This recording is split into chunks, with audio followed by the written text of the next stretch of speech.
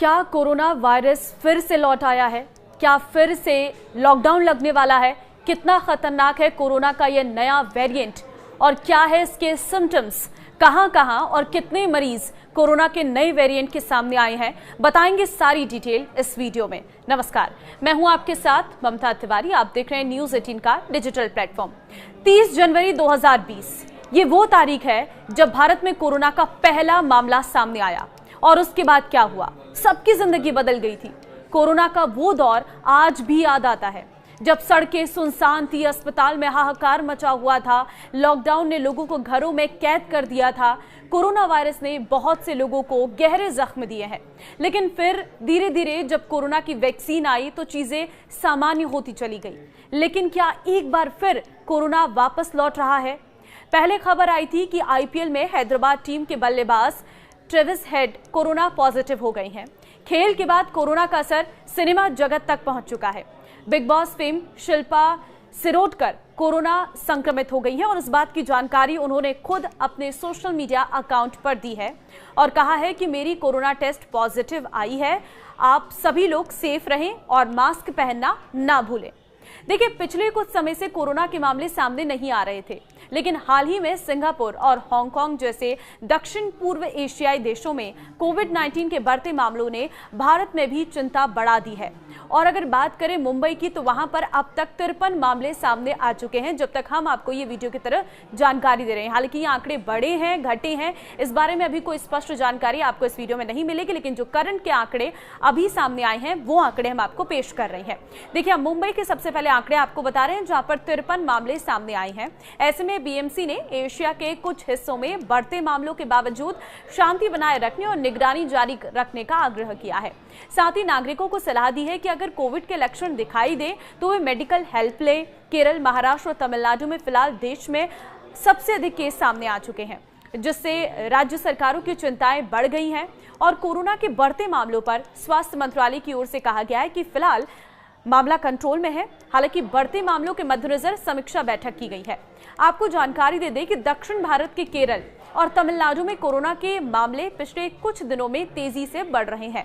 केरल में अब तक 69 एक्टिव कोरोना के मरीज हैं, जबकि तमिलनाडु में 34 एक्टिव केस हैं।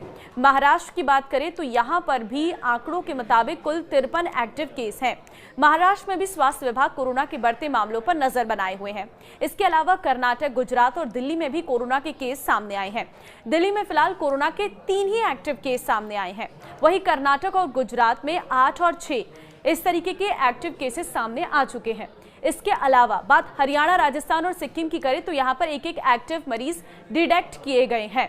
मुंबई में कोरोना से 2 मरीजों की मौत भी हो चुकी है। एशियाई देशों में कोरोना के फिर से फैलने की वजह से हालात और बिगड़ते जा रहे हैं। इससे वैश्विक स्तर पर कोरोना को लेकर एक बार फिर से चिंताएं बढ़ गई हैं। हांगकांग और सिंगापुर में कोरोना के बढ़ते मामले लगातार सामने आ रहे हैं। सिर्फ मई के महीने में ही सिंगापुर में 14,000 कोरोना के एक्टिव केस सामने आ चुके हैं। हालांकि भारत में फिलहाल ये आंकड़ा सिर्फ 257 एक्टिव केसों तक ही सीमित है, जो कि जनसंख्या को देखते हुए काफी कम ही है। स्वास्थ्य मंत्रालय ने कई स्वास्थ्य विभागों के अधिकारियों के समक्ष समीक्षा बैठक की है और बैठक के बाद ये कहा गया है कि फिलहाल भारत में कोरोना महामारी कंट्रोल में है।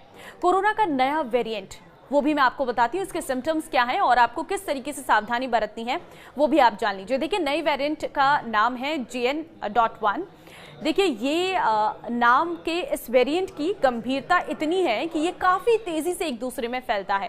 हालांकि घबराने की आपको जरूरत नहीं है, क्योंकि अधिकतर मामलों में काफी हल्के लक्षण सामने आ रहे हैं, जिसमें हॉस्पिटल में भर्ती होने की जरूरत भी नहीं पड़ती है। वहीं नए वेरिएंट के लक्षणों की बात करें तो साधारण सर्दी जुकाम, गले में खराश, बुखार, खांसी, नाक बहना और थकान है। वहीं कुछ लोगों को सिरदर्द और हल्की सांस की शिकायतें भी हो सकती हैं। कोरोना के पहली वेरिएंट की तरह स्वाद और गंध ना आने की शिकायत इस वेरिएंट में नहीं देखी जा रही है। ये नया वेरिएंट उन सभी लोगों को प्रभावित कर सकता है जो कमजोर इम्यूनिटी वाले हैं और जिन्होंने वैक्सीनेशन अभी तक नहीं कराया है। इसलिए इस वेरिएंट का खतरा बुजुर्गों और छोटे बच्चों में अधिक रहता है। हालांकि अभी तक आए अधिकतर मामले बिना किसी लक्षण के देखने को मिले हैं।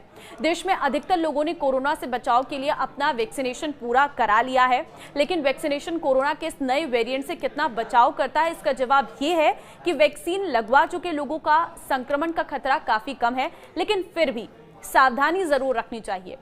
वैक्सीन लेने से वायरस से संक्रमण में होने आने वाले गंभीर लक्षणों का खतरा टल जाता है। कोरोना से बचाव के उपाय ये हैं कि कोरोना से बचाव के लिए आपको भीड़ भाड़ वाले इलाकों में जाने से बचना है।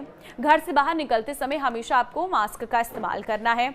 अपने हाथों को बार बार साबुन या फिर सैनिटाइजर से साफ करना है।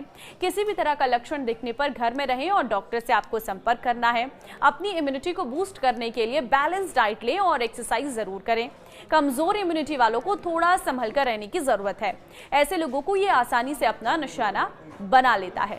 तो देखिए, कोरोना का नया वेरिएंट आ चुका है। हालांकि आपको घबराने की जरूरत नहीं है, लेकिन हाँ, आपको सावधान रहने की बहुत जरूरत है, क्योंकि अगर आप गलतियां करेंगे तो ये वायरस फैलेगा, और अगर ये वायरस फैलेगा तो ये पुराना रूप भी ले सकता है, यानी कि एक बार फिर से वो सिचुएशन आ सकती है जब हम लॉकडाउन में घर के अंदर बंद हो सकते हैं। तो ऐसे में बहुत जरूरी है कि आप अपनों का ख्याल रखें। इस वीडियो को शेयर कर दीजिए ताकि लोगों को भी इस नए वेरिएंट के बारे में पता चल सके और वो थोड़ा सा अवेयर हो सके। नमस्कार।